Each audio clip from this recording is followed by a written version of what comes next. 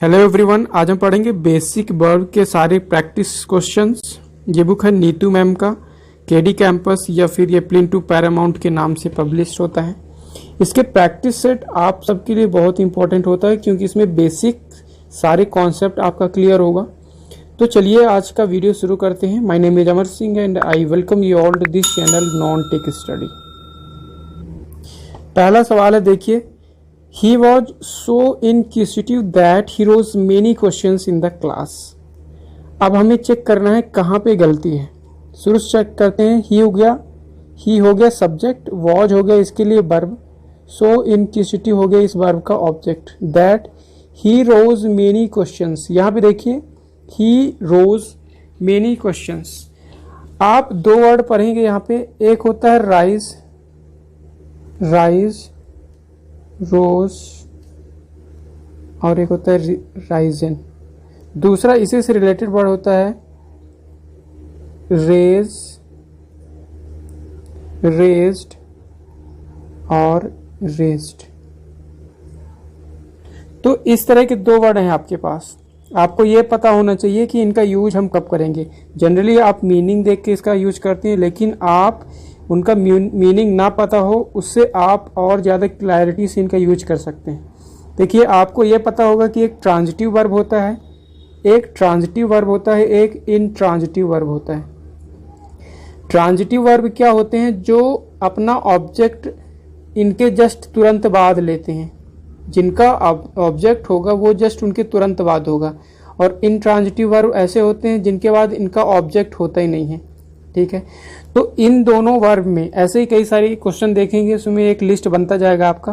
तो ये जो राइज होगा, जो पहला वाला, ऐसे दो कैटेगरी बनेगा, एक और ये दो। तो जो पहला वाला हम पढ़ेंगे वो हमेशा क्या होगा, इन ट्रांजिटिव में बताता जाऊंगा साथ साथ। और यहाँ पे जो दूसरा बना है ये क्या होगा, ट्रांजिटिव वर्ब।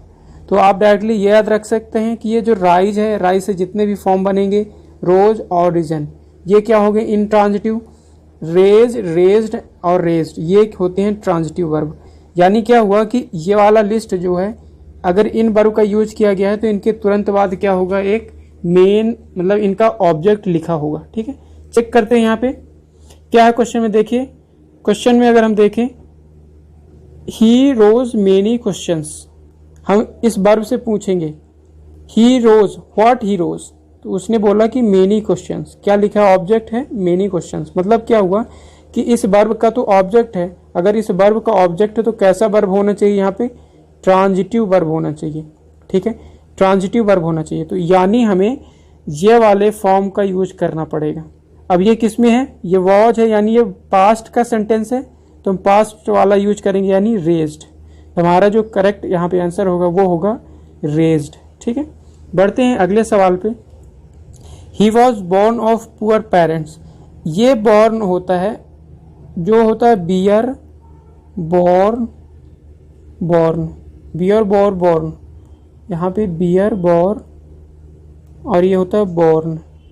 एक तो ये बॉर्न होगा और एक होता है BORNE। ये जो ई वाला होता है इसका मतलब होता है टू टॉलरेट, सहन करना। इस वाले वर्ब का यूज करेंगे हम सहन करने के लिए। और ये बॉर्न का यूज होता है पैदा करना।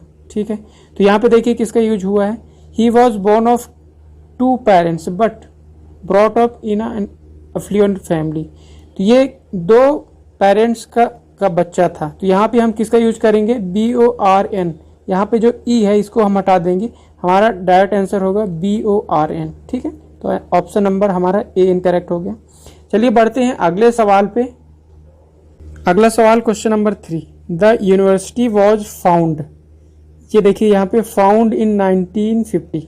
इसी तरह एक वर्ड होता है, आप याद रखते जाइए साथ साथ, find, found, founded, sorry, find, found, found, find, found, found. एक ये होता है, दूसरा होता है फाउंड, फाउंडेड, और एक होता है फाउंडेड। ये V1 हो गया, ये V2 हो गया, ये V3 हो गया। तो यहाँ पे देखिए ये वाला जो हो गया, ये वाला, ये हो गया हमारे पास इनट्रांजिटिव वर्ब। कैसा, इनट्रांजिटिव, मतलब इसके बाद इसका ऑब्जेक्ट नहीं होगा। और ये वाला जो लिस्ट है नीचे वाला, ये हो गया ट्रांजिटिव वर्ब का। ठीक है। ये V1 का है स्ट्रक्चर, ये V2 का है और ये V3 का। अब यहाँ पे देखिए कौन सा वर्ब यूज किया गया है, यूनिवर्सिटी वॉज फाउंड, यानी ये हो गया मेन वर्ब, और मेन वर्ब के बाद जो वर्ब होता है वो किस में होता है, V3, क्योंकि ये पैसिव वॉइस है, ठीक है ना। अगर ये पैसिव वॉइस है तो यहाँ पे V3 का यूज हुआ है, तो V3 का यूज यानी इसने कौन सा वर्ब यूज कर दिया, ये वाला इंट्रांजिटिव यूज कर दिया। लेकिन आपको हमेशा याद रखना है कि कोई भी पैसिव वॉइस होता है उसमें जो वर्ब होता है हमेशा ट्रांजिटिव वर्ब भी होता है। आप सोच सकते हैं कि कोई भी वॉइस को हम जब पैसिव वॉइस में बदलते हैं तो जब उसका ऑब्जेक्ट होगा तभी तो हम उसको सब्जेक्ट बना सकेंगे, यानी हम जब ट्रांजिटिव वर्ब लिखेंगे उसका ऑब्जेक्ट यहाँ पे होगा तभी तो हम इसका वॉइस चेंज कर पाएंगे। यानी क्या हुआ कि जो पैसिव वॉइस होता है वो हमेशा ट्रांजिटिव वर्ब का ही होता है। तो हमें V3 चाहिए, यानी हमारा जो आंसर होगा ये वाला होगा, क्या होगा, फाउंडेड, ठीक है। बढ़ते हैं अगले सवाल पे। अगला सवाल है आई कंप्लेंट अगेंस्ट हिम। ये जो कंप्लेंट होता है ये एक नाउन होता है और जो इसका वर्ब जो होता है वो होता है कंप्लेन, ठीक है। कंप्लेंट ऐसा वर्ब होता है। अब इसमें चेक करते हैं कि ये प्रेजेंट का है कि पास्ट का। As in spite of my repeated warning he failed to mend his way, मतलब हमें V2 चाहिए, पास्ट का चाहिए, तो हमें क्या यहाँ पे लिखना है, कंप्लेंड, ठीक है। ये छोटे छोटे बेसिक वर्ब्स हैं। चलिए बढ़ते हैं अगले सवाल पे। Failure must not have permanent affect on a person. देखिए फेलियर हो गया सब्जेक्ट, मस्ट नॉट ये हो गया वर्ब, ये हो गया हेल्पिंग वर्ब और इसके लिए ये हो गया मेन वर्ब, हैव हो गया यहाँ पे मेन वर्ब। परमानेंट अफेक्ट ये हो गया क्या, इनका ऑब्जेक्ट। तो जब अफेक्ट और इफेक्ट में दो वर्ड होते हैं हमारे पास, एक तो होता है अफेक्ट और एक होता है इफेक्ट। तो जब हमें नाउन चाहिए तो हमें इफेक्ट लिखना पड़ेगा और हमें अगर वर्ब चाहिए तो अफेक्ट लिखना पड़ेगा। तो यहाँ पे हमें क्या चाहिए, ऑब्जेक्ट। ऑब्जेक्ट कोई नाउन या प्रोनाउन ही हो सकता है, तो हमें क्या चाहिए, नाउन, यानी इफेक्ट यहाँ पे होना चाहिए, ठीक है। चलिए बढ़ते हैं अगले सवाल पे। क्वेश्चन नंबर 6 क्या है, I keep my cool and never lose my temper if and when provoked. तो आई कीप माई कूल यानी ठंडा, and never lose my temper, ये जो लूज होता है इसका मतलब होता है ढीला। जैसे रस्सी को हम खींचते हैं तो वो ढीला होता है, इस लूज का मतलब होता है ढीला। यहाँ पे हमें लिखना पड़ेगा लूज, LOSE, ठीक है। इस लूज का मतलब होता है खोना, जो टेम्पर है उसको ना खोना, ठीक है। तो यहाँ पे जो लूज हो गया LOSE। अगला क्वेश्चन देखिए, he lied on the glass for hours enjoying the cool breeze. देखिए यहाँ पे भी एक वर्ड यहाँ पे यूज हुआ है, यहाँ पे थोड़ा समझते हैं।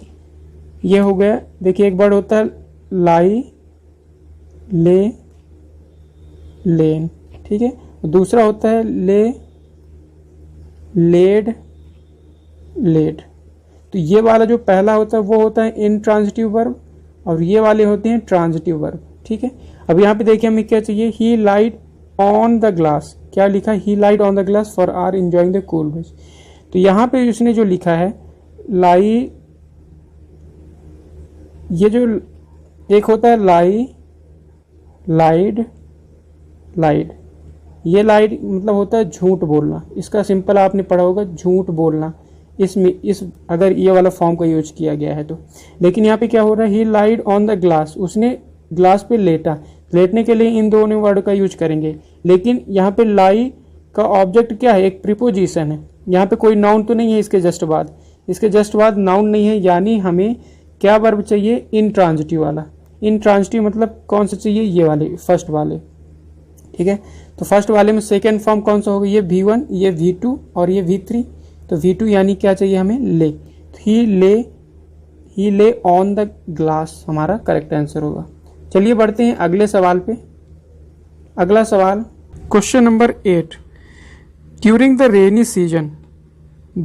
रेनी season many reverse overflew their banks and cause great difficulty। यहाँ पे देखिए क्या है, during the rainy season many rivers, overflew लिखा है। ये जो फ्लो, ओवरफ्लो होता है, फ्लोड होता है, तो यहाँ पे ओवरफ्लो नहीं होगा, क्या होगा, ओवरफ्लोड, ठीक है। तो ये वर्ब, बेसिक वर्ब से रिलेटेड छोटे छोटे क्वेश्चन। अगला क्वेश्चन देखिए क्या है यहाँ पे, ही ले his luggage aside and lay down to rest for a while।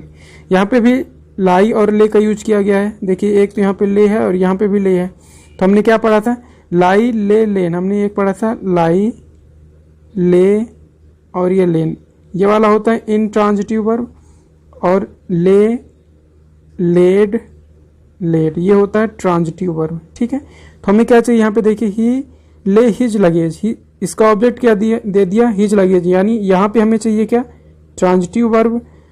And lay down यहाँ पे दे दिया, इसका ऑब्जेक्ट क्या दिया, यहाँ पे क्या दिया, प्रीपोजिशन इसके बाद, यानी यहाँ पे हमें चाहिए इंट्रांजिटिव वर्ब।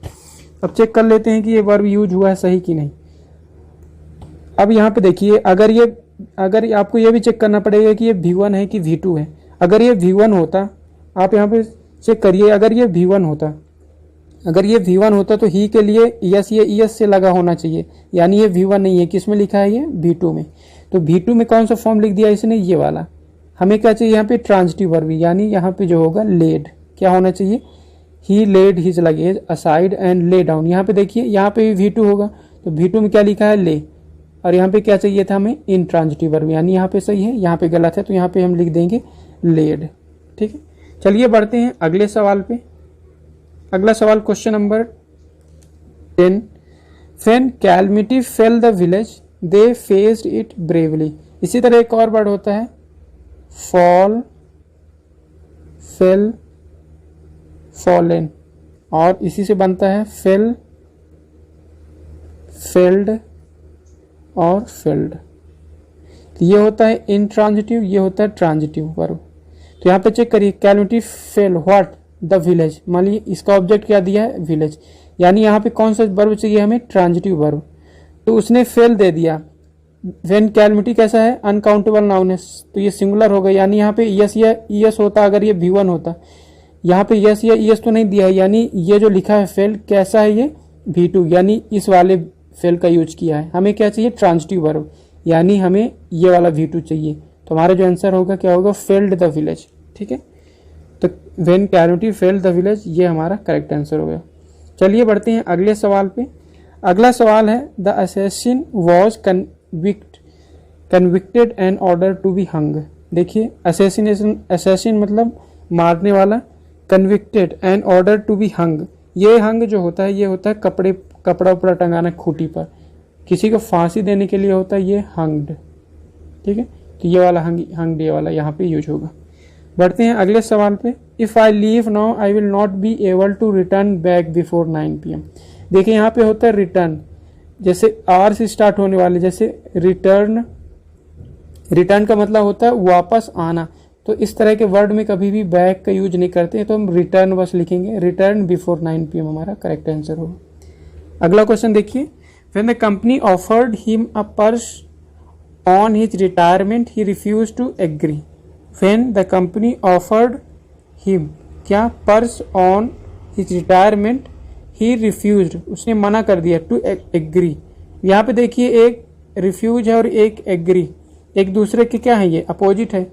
रिफ्यूज करना का उल्टा क्या होगा, एग्री करना, तो इनको एक साथ नहीं लिख सकते, तो क्या लिखेंगे यहाँ पे, ही रिफ्यूज्ड इट लिख सकते हैं, या he refused to agree, agree को अगर हटाना पड़ेगा तो he refuse to accept it.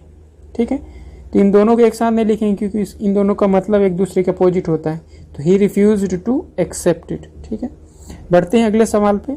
The timid creature was driven into a narrow lane when it was slewed by the kidnapper. यहाँ पे देखिए टिमिड क्रिएचर हो गया सब्जेक्ट, वॉज ड्रिवन, वॉज का मेन वर्ब हो गया driven, into a narrow lane हो गया ये प्रीपोजिशन का object, where it was slew, slew नहीं होता, यहाँ पे होता है स्ले, स्ल्यू स्लेन। क्या होता है यहाँ पे, अगर हम देखें क्या यहाँ पे स्ल्यूड है, तो हमें वॉज के बाद भीतरी लिखा हुआ है, यानी पैसिव वॉइस में, तो स्ल्यूड तो होता नहीं है, तो स्ले स्ल्यू स्लेन होता है, SLAIN स्लेन। ठीक है, चलिए बढ़ते हैं अगले सवाल पे। Being implicated in a murder case he was conclusively suspected. देखिए being implicated in a murder case, ये जैसे V1 प्लस ING से जो सेंटेंस स्टार्ट होता है, ये वर्ब होता है, तो इसका जो सब्जेक्ट होगा वो अगले वाले क्लॉज में होता है, यानी ही इसका सब्जेक्ट होगा। तो he being implicated in a murder case मतलब वो मर्डर केस में फंसा हुआ था, तो ही वॉज कंक्लूसिवली सस्पेक्टेड। अब यहाँ पे देखिए अगर कंक्लूसिव का मतलब क्या होता है, किसी चीज़ का रिजल्ट होना। अगर ये रिजल्ट ही होगा तो यहाँ पे सस्पेक्ट क्यों लिखा जाएगा, यानी कंक्लूसिव यहाँ पे गलत यूज किया गया है। तो he was suspected for all the unsolve murder case, ये यहाँ पे करेक्ट होगा। कंक्लूसिव का मतलब, कंक्लूजन का मतलब क्या होता है, रिजल्ट। तो जब रिजल्ट ही हो जाएगा तो यहाँ पे सस्पेक्ट क्यों होगा, यानी ये कंक्लूसिव यहाँ पे जो लिखा है वो इनकरेक्ट। अगला क्वेश्चन देखिए, my brother thinks that somebody must have dared him steal the scooter। my brother thinks हो गया इसका verb, that somebody must have dared him। जैसे होता है यहाँ पे देखिए, ये हो गया स्टील, V1 यूज किया गया है और V1 के पहले कुछ भी यूज नहीं किया गया, तो सिंपली हम ऑब्जेक्ट के रूप में V1 नहीं लिखेंगे, यहाँ पे लिखेंगे 2 + V1। ठीक है, तो यहाँ पे हो जाएगा must have dared him to steal the scooter. ठीक है, चलिए बढ़ते हैं अगले सवाल पे। अगला सवाल है question number 17, when I was young I can run faster than Mohan. देखिए ये क्या है, व्हेन आई वाज यंग, यानी ये पास्ट में लिखा है वॉज, तो ये भी पास्ट में होगा, तो कैन हट के क्या हो जाएगा, COU कुड। किस में हो जाएगा, ये कुड में। अगला क्वेश्चन है, Harish needs not come here. देखिए जो नीड नॉट होता है एक मॉडल होता है, तो ये सब्जेक्ट पर डिपेंड नहीं करता, यानी ये नीड से नहीं होगा, क्या होगा, Harish need not come here. ठीक है, अगला क्वेश्चन देखिए, he dare not to go there. इसी तरह देखिए नीड नॉट और डेयर नॉट दोनों मॉडल होते हैं, तो हमें पता है कि मॉडल के बाद V1 आना चाहिए, तो यहाँ पे 2 लिखा है, ये गलत हो जाएगा, तो he dare not go there हमारा करेक्ट आंसर होगा। अगला क्वेश्चन देखिए, I use to play hockey when I was 10 year old. जब ये 10 साल का था, यानी पास्ट की बात चल रही है, तो यहाँ पे यूज टू नहीं होगा, यूज्ड टू, तो यहाँ पे यूज्ड बना देंगे इसे, तो ये हमारा करेक्ट हो जाएगा। अगला क्वेश्चन देखिए, a soldier could fight for his country and save his country's honour. तो ये इसका सेंस क्या होगा, सोल्जर जो है अपने कंट्री के लिए लड़ना चाहिए, ऐसा कुछ एक जनरल स्टेटमेंट है, ये कोई सिचुएशन नहीं है, यानी यहाँ पे पास्ट नहीं लिखेंगे, यहाँ पे सिंपली क्या लिखेंगे, मस्ट फाइट या ought to fight, OUGST ought to, ऐसे इन मॉडल का यूज करेंगे मोरल के लिए। ठीक है, चलिए बढ़ते हैं अगले सवाल पे। अगला सवाल है question number 22, I would rather die than beg. तो ये देखिए जो रादर का पेयर होता है, रादर देन होता है, नॉट देन, तो यहाँ पे देन लिखेंगे हम। ठीक है, I would rather die than beg. अगला क्वेश्चन देखिए, run fast lest you will miss the train. ये जो लीस्ट होता है, लीस्ट का पेयर होता है शुड के साथ, तो यहाँ पे विल नहीं होगा, क्या होगा, शुड। ठीक है, run fast lest you should miss the train. अगला question, he hoped that he will pass the exam. देखिए ही होप्ड किस में लिखा है, पास्ट में, दैट हो गया कंजक्शन, तो अगर इधर पास्ट में लिखा है तो जो उसका रिजल्ट होगा वो भी कैसा होगा, पास्ट में, तो विल नहीं होगा, क्या होगा, he would pass the exam. अगला क्वेश्चन देखिए, you need to work hard but you need not to waste time. You need to work hard but you need not एक मॉडल होता है, मॉडल हमेशा V1 को फॉलो करता है, यानी ये जो 2 है ये हट जाएगा, यहाँ पे हो जाएगा वेस्ट, जो वेस्ट है वो V1 है, तो नीड नॉट वेस्ट टाइम हमारा करेक्ट हो जाएगा। अगला क्वेश्चन देखिए 26, she would broke a plate every day when she came to Delhi last month. तो यहाँ पे सिंपली क्या है, यहाँ पे देखिए सी वुड ब्रोक है ना, वुड क्या होता है हमारा, वुड होता है हमारा मॉडल, और मॉडल हमेशा V1 को लेता है, तो ये ब्रोक नहीं होगा, क्या हो जाएगा, ब्रेक। ठीक है, अगला क्वेश्चन देखिए, अगला question 27, the old lady prayed that he may live long. देखिए ओल्ड लेडी प्रेयर्ड किस में हो गया, V2 में, यानी पास्ट में सेंटेंस है, तो मे नहीं होगा, क्या होगा, माइट। मे का पास्ट फॉर्म क्या होगा, might, he might long live long. अगला question, Rama must not to have treated. यहाँ पे देखिए ये मस्ट हो गया मॉडल, मॉडल हमेशा V1 को लेता है, यानी ये जो 2 है यहाँ पे गलत यूज है, तो Rama must not have treated correct हो जाएगा। अगला question, waste material should be recycle. देखिए ये शुड हो गया, शुड किसको फॉलो कर रहा है, बी को, मतलब शुड के बाद V1 लिखा है, बिल्कुल सही है, और जो बी होता है वो हमेशा V3 को फॉलो करता है। जैसे हम पैसिव में क्या लिखते हैं, B plus V3, passive structure ऐसे ही होता है ना, B प्लस V3, बी के बाद सारे जो वर्ब होते हैं V3 में होता है। इसी तरह बी यहाँ पे लिखा है, ये जो बी है इसके बाद रिसाइकल नहीं होगा, क्या होगा, रिसाइकल्ड। ठीक है, अगला क्वेश्चन देखिए, the government can not be able to contain. तो यहाँ पे the government can not be, अब यहाँ पे कैन का मतलब होता है पॉसिबिलिटी। अब यहाँ पे जब कैन का यूज किए हैं तो हम एबल टू का यूज कभी नहीं करेंगे, एक ही टाइप की सिचुएशन को बताने के लिए होता है। तो यहाँ पे हम एबल टू को हटा देंगे, तो सिंपली होगा कैन नॉट बी कंटेन। अब यहाँ पे बी के बाद क्या होना चाहिए, कंटेन नहीं, कंटेन्ड। ठीक है, अगला क्वेश्चन देखिए,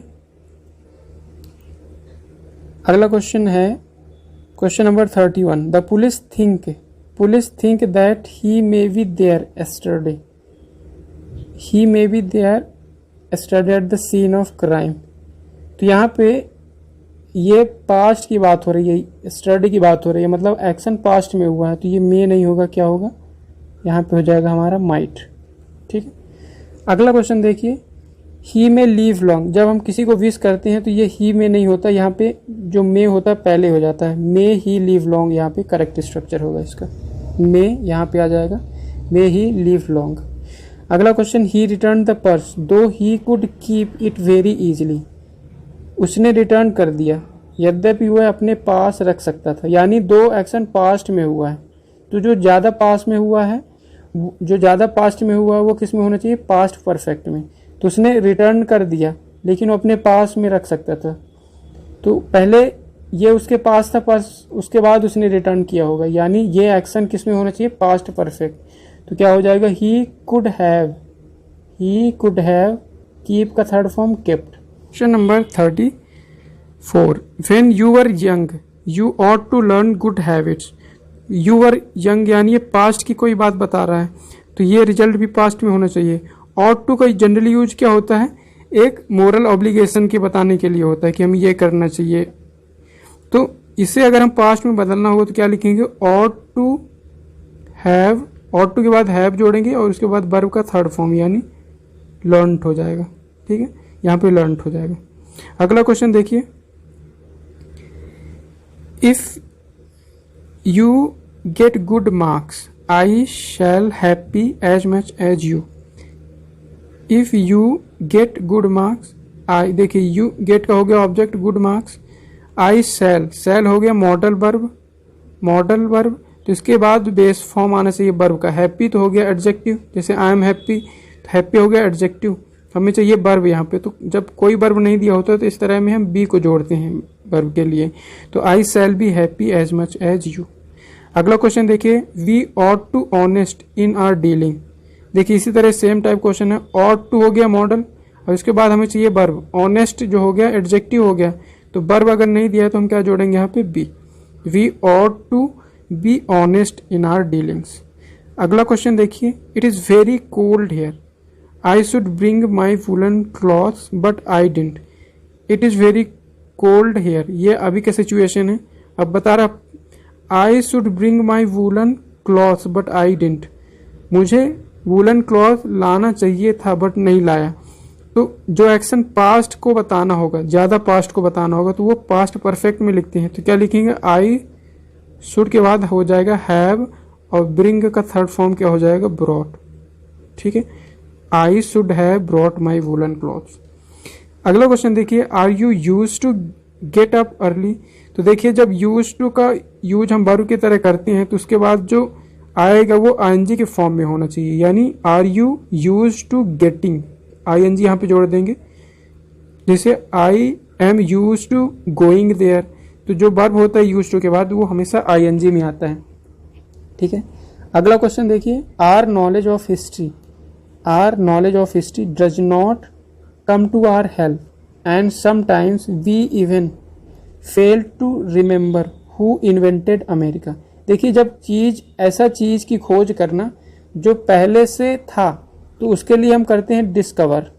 ठीक है, लेकिन जो नए चीज़ का खोज करते, जैसे किसने बल्ब की खोज की, किसी ने मोटर की खोज की, तो उस चीज़ के लिए हम करते हैं इन्वेंट का। ठीक है, तो डिस्कवर का यूज हम करेंगे जब किसी ऐसी चीज को पाना जो पहले से एग्जिस्ट करता है, ठीक है। तो यहाँ पे इन्वेंटेड नहीं होगा, डिस्कवर्ड हो जाएगा। अगला question, I think the news might true. I think the news might true, यहाँ पे देखिए ये भी सेम टाइप का है। माइट क्या होता है, एक मॉडल वर्ब होता है, तो यहाँ पे एक वर्ब चाहिए तो हम बी जोड़ देंगे, ठीक है। तो ये हो जाएगा I think the news might be true. अगले कुछ क्वेश्चन बचे हैं, इन सारे क्वेश्चन को यहाँ पे खत्म कर ले रहे हैं। Question number 41, very soon I realise that he is at fault. Very soon I realise किस में दिया है, पास्ट में, तो ये किस में होना चाहिए, पास्ट में। तो इज किस में हो जाएगा, वॉज। अगला क्वेश्चन देखिए, he remembered that his visa will be expired. He remembered किस में दिया है, पास्ट में, तो उसका रिजल्ट किस में होगा, पास्ट में, यानी वॉज नहीं होगा, क्या हो जाएगा, वुड, ठीक है। अगला क्वेश्चन देखिए, I was not at the last meeting and neither was you. I was not at the last meeting and neither, neither हो, इस तरह के वर्ड अपने बाद हेल्पिंग वर्ब लेते हैं, लेकिन इसका सब्जेक्ट इसके पीछे वाला होता है। तो वॉज, जो वॉज है किसके लिए दिया है, यू के लिए। यू के लिए कौन सा वर्ब आना चाहिए, वर, ना कि वॉज। तो यहाँ पे वर करेक्ट होगा, यहाँ पे वॉज ही कट जाएगा, तो नीदर वर यू करेक्ट हो जाएगा हमारा। अगला क्वेश्चन देखिए, in any case no disciplinary action are required to be taken. In any case no disciplinary action are, देखिए ये कैसा सब्जेक्ट है, डिसिप्लिनरी एक्शन एक सिंगुलर सब्जेक्ट है। सिंगुलर सब्जेक्ट के लिए सिंगुलर वर्ब यानी is required to be taken correct होगा। अगला क्वेश्चन देखिए, the capital of Yemen is situating 2190 metre above the sea level. देखिए कोई चीज जो कुछ समय के बाद खत्म हो जाए उस तरह को हम कॉन्टिन्यूअस टेंस में लिखते हैं, ठीक है। लेकिन जो हमेशा के लिए मतलब लंबे समय के लिए प्रेजेंट हो उसको हम प्रेजेंट इंडेफिनिट में लिखेंगे। तो कैपिटल ऑफ यमन ये लॉन्ग टाइम के लिए ट्रू वैल्यू है, मतलब जो लंबे समय तक वैलिडेट करता है उसके लिए हम प्रेजेंट इंडेफिनिट लिखते हैं। तो यहाँ पे जो सिचुएटिंग है, अब देखिए ये capital of Yemen passive subject है, पैसिव सब्जेक्ट के लिए से हम पैसिव वॉइस में लिखेंगे, यानी इज सिचुएटेड यहाँ पे करेक्ट हो जाएगा, ठीक है। तो ये यहाँ पे करेक्ट हो जाएगा, प्रेजेंट इंडेफिनिट टेंस में लिख दिया हमने। अगला वर्ड देखिए, owing to the heavy rain the ship drawn in the middle of the ocean. ये जो ड्रॉन होता है ये किसके लिए होता है, लिविंग थिंग के लिए, और नॉन लिविंग के लिए होता है सिंक। सिंक, सैंक, संक।